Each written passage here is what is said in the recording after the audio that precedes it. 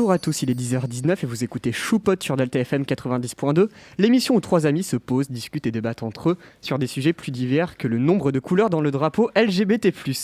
Aujourd'hui, alors on a deux invités cette fois. On a Lia et Claire. Bonjour Claire, l'invitée quotidienne. C'est ça, l'invité récurrent. Est-ce qu'on peut toujours l'appeler invité? Est-ce qu'on peut toujours dire qu'on est trois potes qui se posent et qui discutent? Un jour, il va falloir changer cette introduction. Bref, aujourd'hui, nous allons parler d'un sujet malheureusement encore source de débat, la sexualité en général, et plus précisément en abordant le cas des LGBTQIA+. Plus le nombre de lettres qui restent. En écoutant une chronique de Babouillou qui nous présentera comme d'habitude un livre qu'il a aimé, pour continuer avec une chronique d'Artichou qui, comme toutes les semaines, nous présentera une œuvre qu'il aura appréciée. On enchaînera ensuite avec notre pause musicale quotidienne pour terminer, comme chaque semaine, avec un petit débat qui portera cette fois-ci sur... on ne le sait pas. On a dit l'usage du pronom Yel. L'usage du pronom Yel. En fait, on est un peu tous d'accord sur l'avis. Du coup, on va essayer plutôt de se mettre, d'imaginer pourquoi est-ce qu'il y a des personnes qui sont contre. Parce que nous, on est tous d'accord sur le fait que c'est bien. Oui. Oui. Donc, il n'y aura pas trop de débat. On va peut-être essayer d'apporter une sorte d'avis bouc émissaire sur lequel on va taper. Exactement. Ça va être marrant. Un peu taper sur notre propre avis. À une sorte d'homme politique dont on va taire le nom. Bref. Ouais. Allez, c'est parti.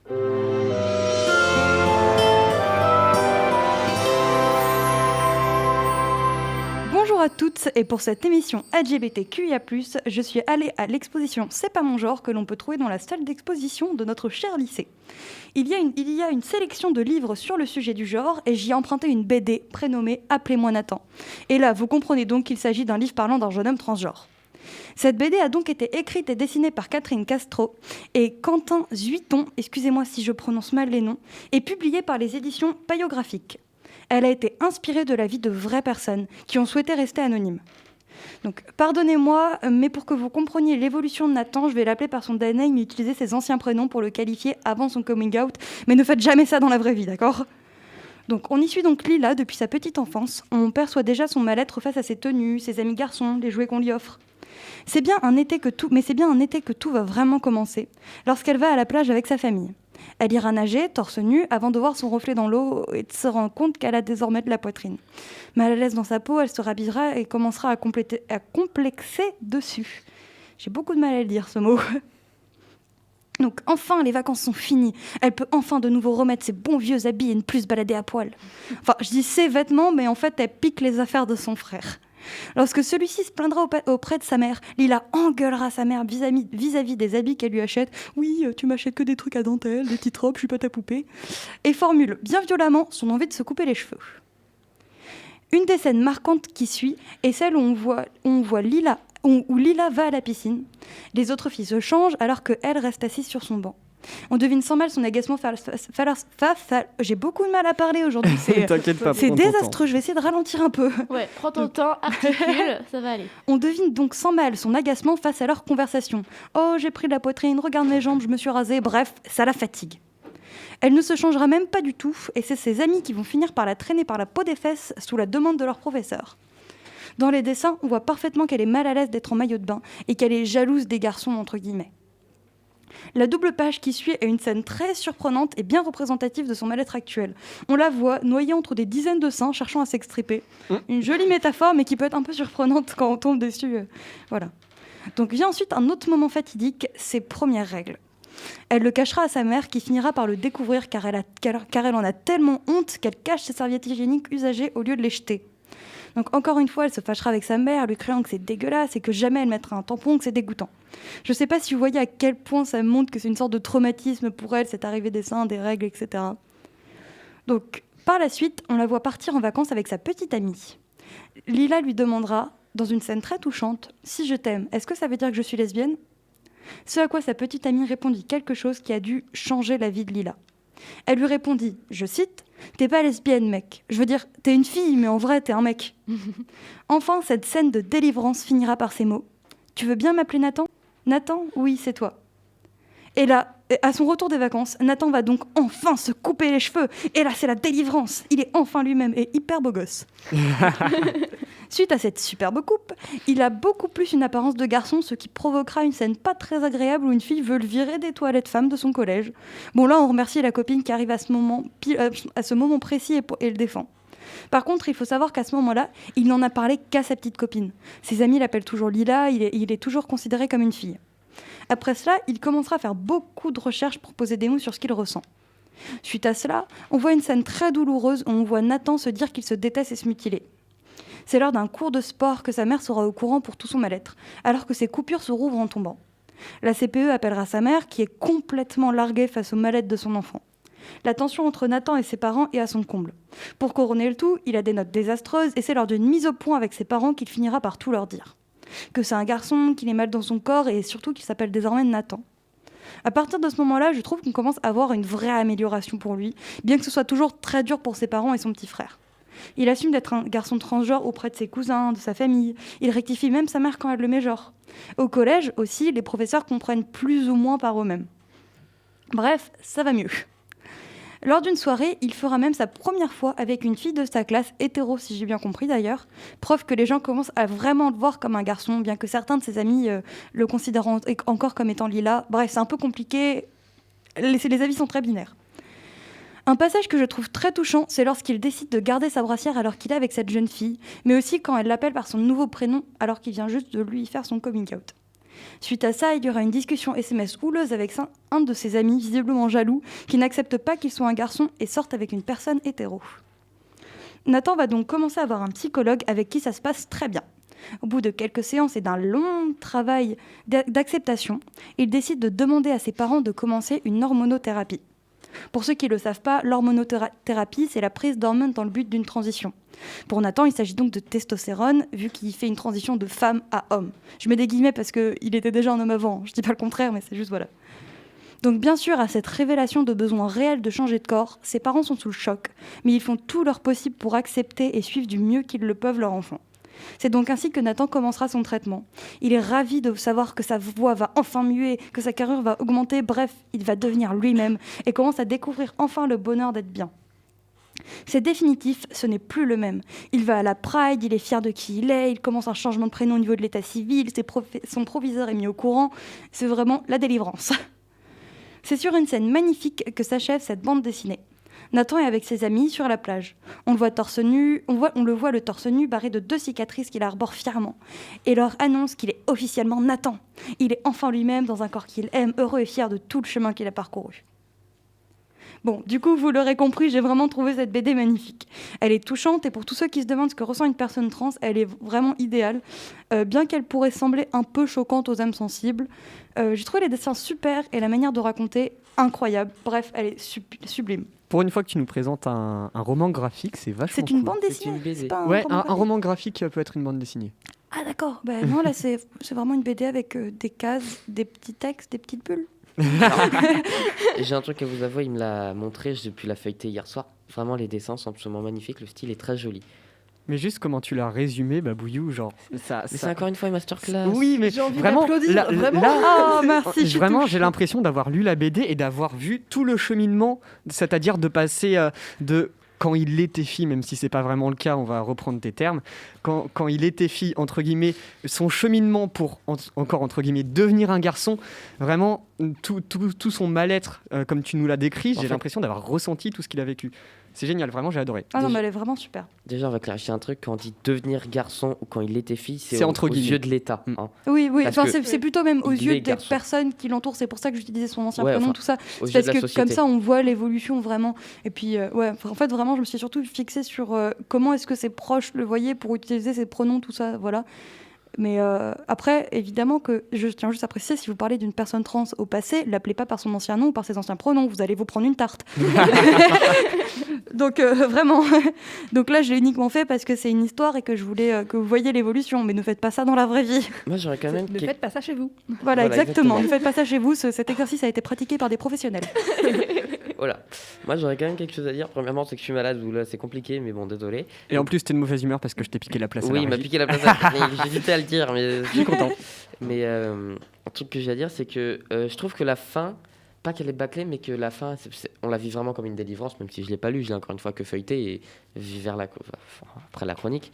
Mais à la fin, tout s'arrange bien d'un coup, mais il y a quand même pour des personnes trans, la transition se passe pas aussi bien que ça.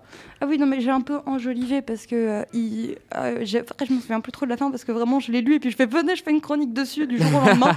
Du coup, j'ai pas vraiment tout analysé, tout ça. Mais c'est que la fin, c'est que c'est vraiment une scène sympa parce qu'ils sont sur la plage avec ses amis, ils discutent et ils parlent aussi du fait, oui, bah tu vois, t'es un mec, mais vu que t'es né dans le corps d'une femme, t'es pas macho. Et vraiment, enfin, j'ai vraiment simplifié. On voit juste la scène où il dit, bah, je suis enfant moi-même et voilà. Mais après, il y a toujours des soucis, bien sûr. Rien qu'au niveau de ce qu'il est en bas, c'est compliqué pour avoir des relations, etc. Résumé, lisez la BD, c'est plus simple. Oui, voilà, exactement. Mais si vous voulez, je vous la prêterai parce que, enfin, je vous la prêterai. Le CRD vous la prêtera. Mais ouais. Je tiens à dire que franchement, Babouillou est devenu mon conseiller niveau livre. Moi qui suis pas trop fan de lire, j'en ai 2 à lire. C'est #bleu et 7 lettres. Et puis, du coup, appelez-moi Nathan. Mais apprends 1 heure à lire, elle est vraiment chouette. Tu prends une petite heure de ton temps, tu la lis et puis c'est bon. Oui, mais tu sais ce qu'il y a avant ? La princesse de Clèves. J'ai lu 3. Franchement, j'ai lu la première partie. Je comprends pas Frérot, j'ai lu 3 pages. Ceux qui ne comprennent pas, La princesse de Clèves est l'un des livres du bac de français qu'on doit lire en ce moment même. Mais les gars, sinon on n'a qu'à faire des émissions radio sur les livres de français. On les non. Vraiment, non. Moi, je pourrais faire ça. Oui, toi tout seul. Toi, tu es notre présentateur de livre, donc tu as le droit. Merci Claire. En tant que lecteur, on se comprend. Moi, ça me fera ma petite fiche de lecture pour le bac, ça sera nickel. Bref, oui. Lia, toi qui notes, nouvelle invitée, est-ce que tu as bien suivi le programme ? On passe à quelle émission maintenant ? À quelle chronique ? J'ai plus les surnoms. C'est Artichou. Artichou, du coup. Oui, la chronique d'Artichou sur la vie d'Adèle. Allez, c'est parti.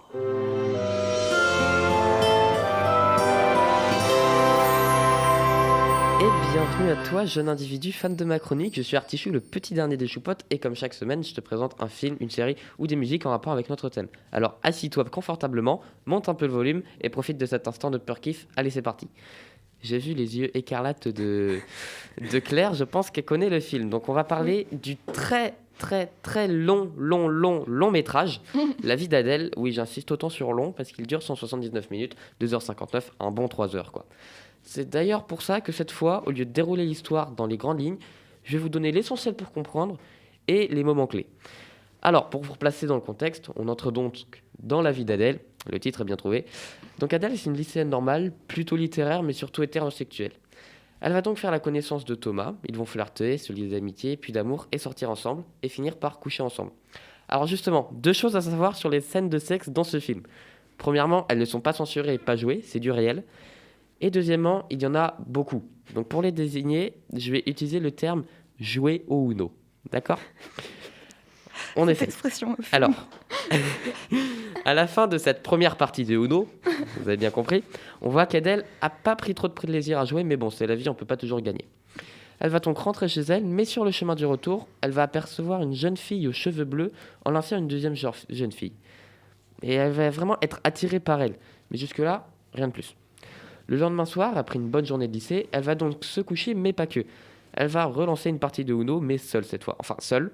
Elle va s'imaginer jouer avec cette fameuse jeune fille aux cheveux bleus. Et on voit clairement qu'après cette partie, si, vous comprenez l'allégorie jusque-là ? Oui. Ok, parfait. Elle est heureuse, elle est contente. Et c'est d'ailleurs ce qui va la faire douter de son orientation sexuelle, et elle va donc quitter Thomas. On va sauter un petit passage de l'histoire, parce que sinon ça durerait 30 ans, et on va avancer de quelques jours. Donc après un tragique événement que je vous laisserai découvrir en regardant le film, elle va vouloir se détendre et elle va aller dans des bars gays avec Valentin, donc qui est son meilleur ami, qui est gay. Durant cette soirée, elle va délaisser Valentin pour aller dans le bar d'en face, qui est un bar gay, mais bon, femme, ok, vous avez compris, c'est bon. Et là-bas, elle va y recroiser la fameuse fille à la coiffure océan. Je suis fier de ma petite écriture, qui s'appelle donc Emma, qui est une jeune étudiante en art.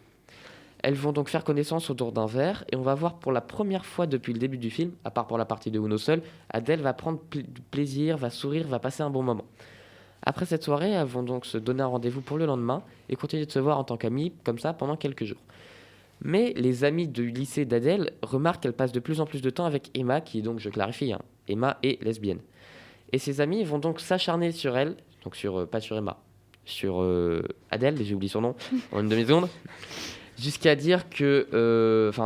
vont s'acharner sur elle et lui dire qu'elle est gouine, qu'elle mate des culs des meufs. Il y en a une qui va jusqu'à dire qu'elle avait remarqué depuis longtemps que quand elle était venue dormir chez elle, elle l'avait frotté, collé, etc. Et puis avant, bien sûr, la traiter de lécheuse de cartes de Uno. Alors, c'est la goutte d'eau qui va te faire déborder le vase. Hein. Et pour Adèle va tout simplement le mettre, comme on appelle dans la cité, une patate de forain qui va lancer une bagarre. Et bagarre qui va se terminer par le départ d'Adèle qui va rejoindre Emma pour s'apaiser. Quelques jours plus tard, lors d'un énième rendez-vous entre les deux jeunes filles, ces dernières vont s'embrasser et se mettre en couple. Mais étonnamment, c'est pas là où il y a le plus de choses à dire. On peut résumer ça en 3 points. Adèle est extrêmement heureuse. Elle va cacher ça à ses parents là où Emma va leur dire. Et elles vont énormément jouer au Uno. Mais vraiment beaucoup. C'est ça qui est un peu dommage. Là, on se retrouve à 40 minutes où c'est une vie de couple normale pendant 5 minutes, puis 10 minutes de partie de Uno. Mais bon, on va sauter ce passage de l'histoire et se consacrer sur la petite bêtise qu'Adèle a faite. Car oui, elle va en faire une. En fait, le problème, c'est que Emma, c'est une artiste, ce qui diffère totalement d'Adèle, qui est à ce moment-là de l'histoire stagiaire pour devenir institutrice, parce que au fur et à mesure du film, on avance dans la vie d'Adèle. Encore une fois, le titre est bien trouvé. Hein. Et c'est ce décalage qui va déclencher un sentiment de malaise chez Adèle, et elle va commettre l'erreur de tromper Emma, mais avec un homme, plus précisément son collègue de travail. Donc elle n'était pas lesbienne entièrement. En fait, on n'a jamais la clarification de son orientation sexuelle. Elle le dit jamais clairement. Mais bon. Emma va découvrir cette liaison, et cette liaison. Et quand Adèle voudra rentrer chez elle, elle se fera interpeller par sa copine, qui est donc au courant de tout. S'ensuit des pleurs, une dispute et une scène atroce. Adèle ne veut pas partir, elle s'égrute, je sais, il faut que je me calme un peu. Respire, articule un bon coup. C'est parce que ça fait longtemps qu'on n'a pas émission. Attends, je mets respire, articule un bon coup. Articule, respire un bon coup. Voilà. On n'a pas eu émission depuis 2 semaines, donc là il se lâche. Ah d'ailleurs, petite pub, allez voir notre émission sur le Poitiers Film Festival. On en parlera en fin d'émission. Donc je disais, s'ensuit des pleurs, une dispute et une scène atroce. Adèle ne veut pas partir, elle s'excuse, regrette, pleure toutes les larmes de son corps. Elle comprend son erreur et surtout comprend qu'elle vient de perdre la personne la plus importante à ses yeux. Une chose qui m'a extrêmement touché est le fait qu'elle crie et répète « J'ai nulle part où aller et sans toi je suis perdue ». C'est un peu compliqué à regarder. Elle va donc tout faire pour rester, mais va littéralement se faire dégager par Emma qui est furieuse, qui la bouscule, qui va sortir toutes ses affaires du placard, les balancer hors de l'appart, prendre Adèle par le bras, la balancer dehors de l'appart, bon, balancer, c'est pas le terme, mais voilà, claquer la porte, et c'est la fin de cette petite histoire d'amour. Mais suite à cette scène, Adèle est littéralement chamboulée. Elle ne sait plus aller comme elle le dit, mais du coup, on voit pendant le reste du film, on voit que Adèle, qui est devenue institutrice, qui n'est plus stagiaire, institutrice, c'est son travail, elle a été changée par cette rupture. Elle est moins tendre avec ses élèves, elle ne sort plus, elle pleure énormément. Et tout cela dure jusqu'à un rendez-vous entre les deux ex. Elles vont commencer par discuter de choses normales, comment tu vas, ta vie, tes expositions, etc. Puis Adèle va désespérément une énième fois s'excuser et répéter qu'elle regrette, mais rien à faire. Emma a refait sa vie, a adopté un enfant. Elles vont donc arrêter le rendez-vous. Et c'est comme ça que se termine le film. Film français, donc sur une fin un peu triste. Bon, voilà. Alors, il y a une chose à savoir sur le film, c'est qu'il a été déjà extrêmement compliqué à tourner, dû aux fréquentes parties de Uno, mais aussi à la scène de rupture ou celle de bagarre du lycée, c'est pas tellement la violence, mais la violence, pas tellement la violence physique, mais la violence verbale dans les mots et dans la signification de la scène, qui a été extrêmement dure à tourner. Et en ce qui concerne mon avis personnel, je dirais que premièrement, il y a trop de scènes de sexe. Beaucoup trop, et que aussi le film est mal rythmé. Alors je vais faire une analyse, vraiment, je sais pas comment dire le cinéphile là-bas.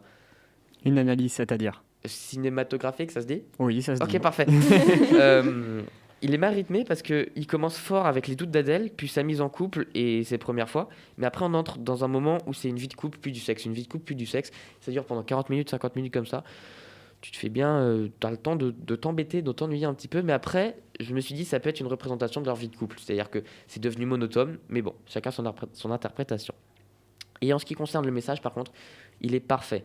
Certes, 3 heures c'est long, mais j'étais comme aspiré par la vie de la jeune fille.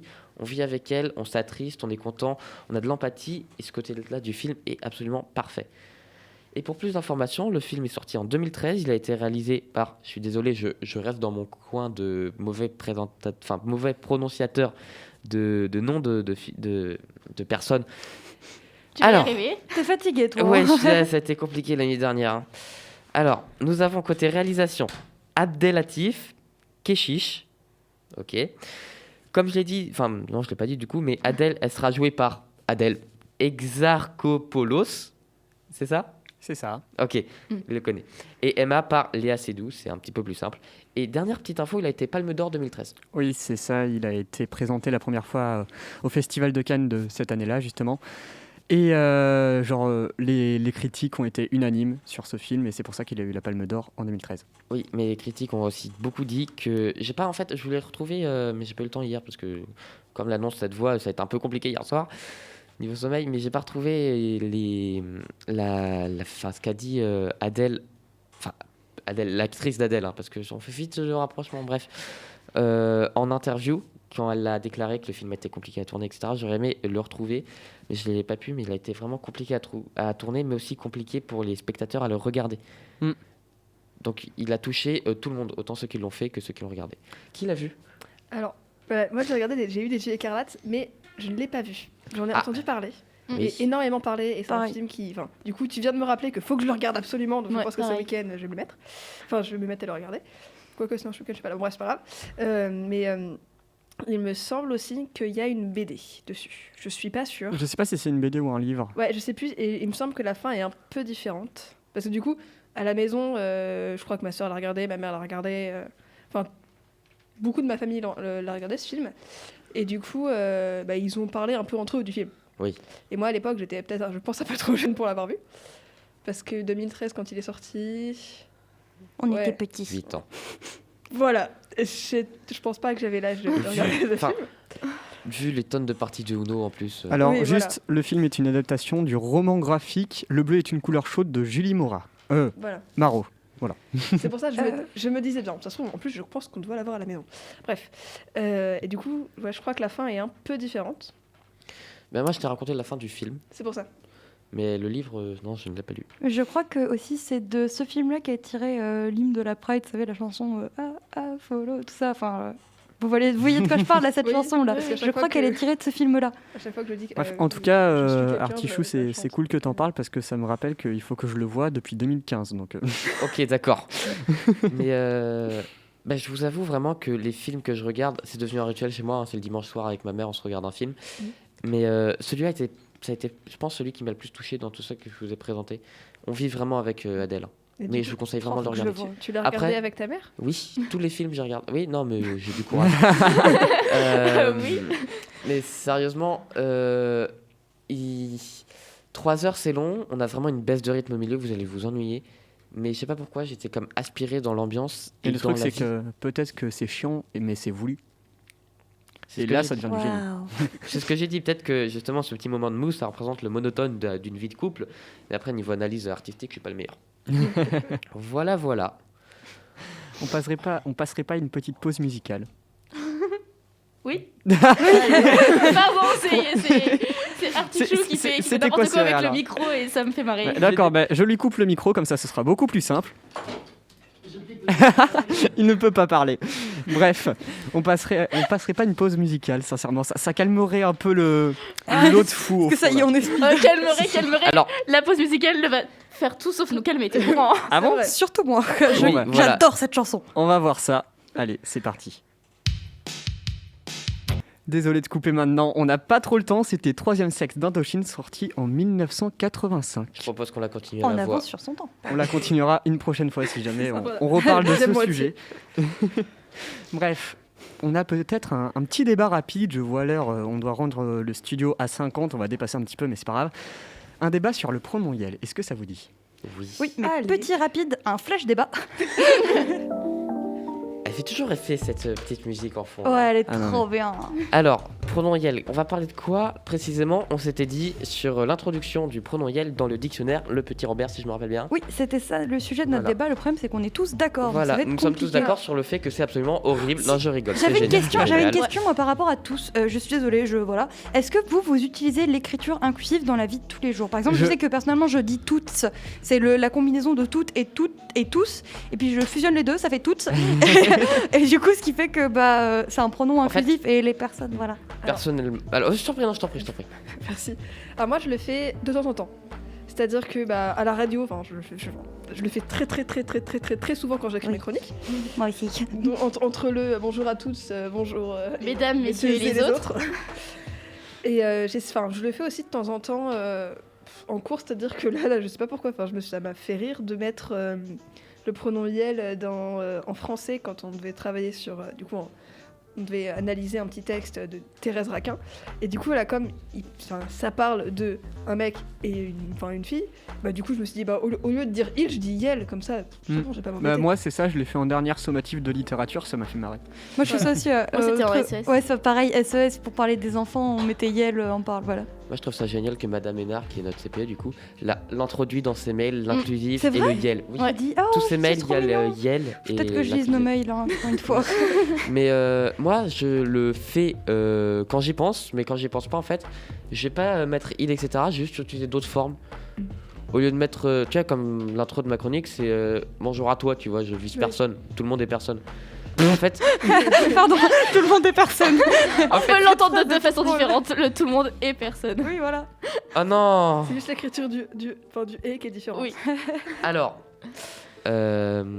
voilà, je vais éviter de viser, mais vraiment, si je ne l'utilise pas, c'est pas parce que je suis contre ça, c'est parce que je l'oublie et parce que, Oui. en fait, ça me semble tellement normal que, Bah justement, c'est pas encore acquis par tout le monde, c'est pour ça, genre, du coup, il va falloir du temps. un peu comme tout, quoi. C'est pour ça. Bonjour, enchantée, Léane Delary. Ah ouais. Je me permets de taper un peu l'incrustation telle une Comme personne d'hab. fourbe. Comme d'hab. Oui, effectivement. Mais c'est par rapport à votre débat. Moi, j'avoue, j'utilise pas le pronom Yel. Pour la simple raison que je le trouve extrêmement moche, ce pronom. Je suis d'accord avec toi, j'hésitais à le Vraiment. dire. Je le trouve moche. Je suis désolé. Ah non, moi je l'aime bien. Trop mignon. Il a une Oui. sonorité Il sonne comme un agréable. cours d'eau, Yel. Ouais. Yel. Vous voyez Enfin, ça Moi va. j'aime bien. Il J'adore ce sonne pronom. comme un cours d'eau. Il sonne comme un coup. Oui, non, mais laissez-moi. Ça me donne juste envie de tranquille. pisser. Il a Artichaut, on a dit Artichaut, faut que je retienne les noms. En toute délicatesse et poésie. Oui. C'était Mais magnifique. c'est vrai, c'est joli, Yel. Après, La c'est vrai que des fois, prononciation. c'est dur. Enfin, après, c'est un truc qui peut paraître compliqué aux gens. C'est par exemple, au lieu de dire elle est belle, il est beau, les gens vont dire ouais, mais du coup, faut qu'on dise Yel est bello, mais c'est pas beau. Mais par exemple, il faut remplacer par exemple Yel est magnifique. Bah oui. Ouais, mais il- magnifique, il- ça inclut que c'est forcément plus haut que beau, mais s'il est Oui, juste bah, beau, et alors qu'il est pas ouf. Et alors, Mais- tu dis superbe. Yel est Après, présent. tu sais quoi, Présent. tu pousses. Tu lui parles pas. Non, je Non, rigole, parce je que rigole, je présent, rigole. ta présent C'est est clair. présente. Donc, elle est ici. Yel est ici. Oh là là. En fait, c'est pour ça que j'utilise pas. C'est pas que je veux pas. Oui. C'est que c'est compliqué. Faut c'est- penser en fait à Non, mais tout. tu c'est parles, pas si tu parles compliqué. pas d'elle, tu Mais parles après, déjà genre- pas bien la France tout court. Si on te rajoute des Eh, pronoms. je vais parler en maths. Hein. Je vais parler A carré plus B carré est égal à. Moi c'est plus C'est carré. à l'oral, je sais que je le fais. Enfin, à l'oral, je vais parler. L'oral, c'est simple. C'est plus l'écrit. Moi, l'écrit, faire les accords de genre et de nombre, Ah mais oui. je les fais jamais. Hyper dur. Ça m'énerve. Genre, je dois réfléchir pendant 10 minutes, mais du coup, je mets un E ou je mets pas de E. En fait, tu sais quoi, on s'en bat les couilles. Des fois, Et dans puis ses voilà. messages, en parlant d'elle, elle met heureux. Je trouve ça trop mignon.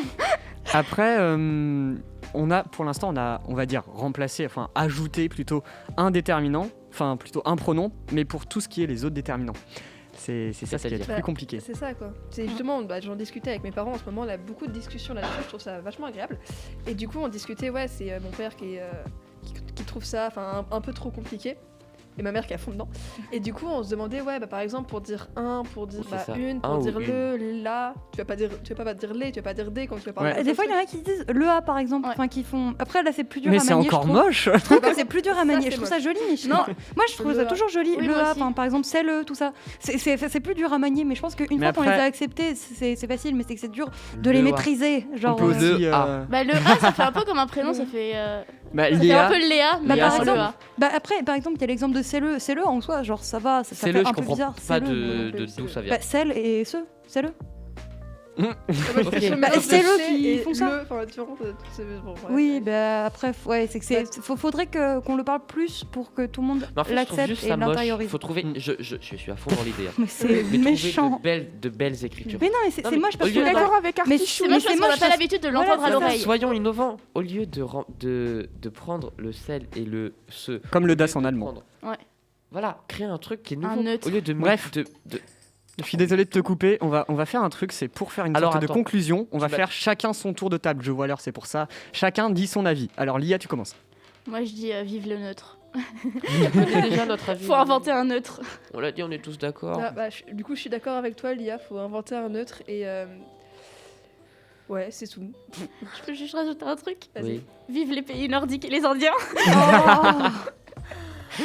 Ilan, Pas la ref. Artichou. Ok, moi je dirais oui, un grand oui, mais trouvez quelque chose de joli, je vous en prie. Oui, je suis plutôt J'aime la d'accord. belle écriture, j'aime bien manier les mots et caler un LEA ou un CLE, je trouve ça juste un peu, Hey, c'est ça mon- fait tâche. C'est mon tour, Claire, arrête de lever la main. La beauté est subjective. Oui, c'est vrai. Moi, pour moi, mon avis, c'est qu'il faut plus l'utiliser pour que tout le monde commence à l'intérioriser. Et c'est vrai, par exemple, plutôt d'essayer de fusionner, par exemple, il et elle, les pronoms féminins, les pronoms masculins, peut-être. Et oui, c'est vrai, on crée carrément un nouveau. Par exemple, au lieu de ce, celle, on dit si. Vous voyez, des trucs comme ça. Et c'est vrai que ça pourrait être bien. Mais je Bah- pense qu'il faut qu'on l'utilise beaucoup plus pour que ça rentre dans le langage courant. Je suis plutôt On d'accord. dirait, au lieu de Yel, on dirait Lei. Non, Yel, non, c'est moche, Ah, là. je Yel, c'est préfère C'est joli. Yel. moche. Yel, Non, c'est mais en mignon. fait, Yel, Bon, Yel, en Babouyou, vrai, ça va. Oui. je suis plutôt d'accord avec toi, mais le truc, c'est que là, vraiment, il a été inclus dans le dictionnaire, donc c'est presque officiel. Donc c'est Mais non, mais dommage je- qu'un non, mot mais- aussi moche Mais soit. il est pas Pas moche, moche, pas Yel. moche. D'accord. En vrai, Yel, ça va. Bref. Non mais Mais t'imagines fais-le. non mais on a des mots genre brocoli. Est-ce que c'est beau, brocoli? Est-ce que c'est beau paillasson? Je veux dire, Yel c'est quand même un pronom hyper doux, c'est un pronom. T'as quelque Ouais. chose c'est contre un les pronom paillassons doux. Non, j'ai un problème contre les mots moches. On a Bah, trouvé pourquoi- bah, alors, plus pourquoi moche tu que Genre dis Yel. caprice, c'est hyper beau comme mot caprice, ça casse Bah, de ça, partout. ça va justement avec la définition du mot. Oui bah prout. Bref, c'était Choupote sur Delta FM 90.2. À la semaine prochaine tout le monde. À plus. Au revoir. Désolé si le son sature un peu, il n'y avait pas de compresseur cette semaine. Allez voir l'émission du TAP. Petit film festival pour ceux qui savent pas.